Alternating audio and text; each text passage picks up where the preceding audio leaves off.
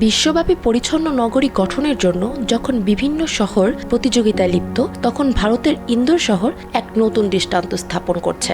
পরিচ্ছন্নতার ক্ষেত্রে ভারতের মতো শীর্ষস্থানীয় এই শহর এবার নজর দিয়েছে ভিক্ষাবৃত্তি সমস্যা সমাধানের দিকে। ইন্দোর জেলার প্রশাসন ঘোষণা করেছে 2025 সালের জানুয়ারি থেকে ভিক্ষা নিষিদ্ধ করা আইন কার্যকর করা হবে।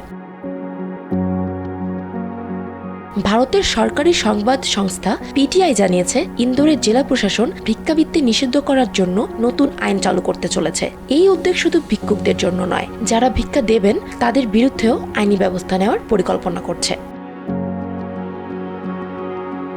ইন্দোরের জেলা শাসক আশিস সিং বলেছেন, শহরের রাস্তাগুলোকে ভিক্ষুক মুক্ত করার জন্য আমরা কেন্দ্রীয় সরকারের একটি পাইলট প্রকল্পের অধীনে কাজ করছি। এই প্রকল্পের আওতায় ভিক্ষুকদের পুনর্বাসনের জন্য একটি পরিকল্পনা প্রস্তুত করা হয়েছে। 2024 সালের শেষ পর্যন্ত প্রচার চালিয়ে নগরবাসীকে সচেতন করা হবে এবং নতুন বছরের কঠোর আইন কার্যকর করা হবে। ইন্দোর শহরের বাসিন্দাদের সতর্ক করা হয়েছে যে 1 জানুয়ারি থেকে যদি কেউ ভিক্ষুকদের অর্থ প্রদান করেন, তাহলে তাদের বিরুদ্ধে মামলার পাশাপাশি জরিমানা আরোপ করা হবে। প্রশাসনের এই পদক্ষেপ শুধু ভিক্ষাবৃত্তি সমস্যা নয়, বরং সমাজে সচেতনতা বাড়ানোর একটি গুরুত্বপূর্ণ উদ্যোগ। ইন্দোরের এই প্রচেষ্টার সময় কিছু অবাক করা তথ্য সামনে এসেছে। কিছু ভিক্ষুকের বড় পাকা বাড়ি রয়েছে, কারো সন্তান কাজ করছেন ব্যাংকে, আবার কেউ বিলাসবহুল হোটেলে থাকেন।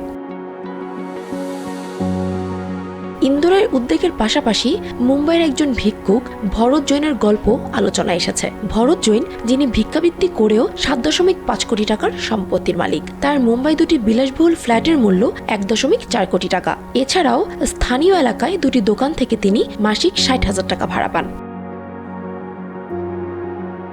ইন্দোর সহ ভারতের আরো 10টি শহরে কেন্দ্রীয় সরকারের পাইলট প্রকল্প চলছে। দিল্লি, বেঙ্গালুরু, চেন্নাই, হায়দ্রাবাদ, মুম্বাই, নাগপুর, পাটনা এবং আহমেদাবাদের মতো শহরগুলো এই প্রকল্পের আওতায় এসেছে। প্রতিটি শহরের ভিক্ষাবৃত্তি সমাধানের বিভিন্ন উদ্যোগ নেওয়া হচ্ছে। ভিক্ষাবৃত্তি নির্মূলের উদ্যোগ নেওয়া একটি কঠিন কাজ। এই ধরনের প্রচেষ্টা কখনো কখনো সামাজিক এবং আইনি চ্যালেঞ্জের মুখোমুখি হয়, তবে পুনর্বাসন ও সচেতনতা বাড়ানোর মাধ্যমে এই উদ্যোগ সফল হতে পারে। Bangla affairs news desk.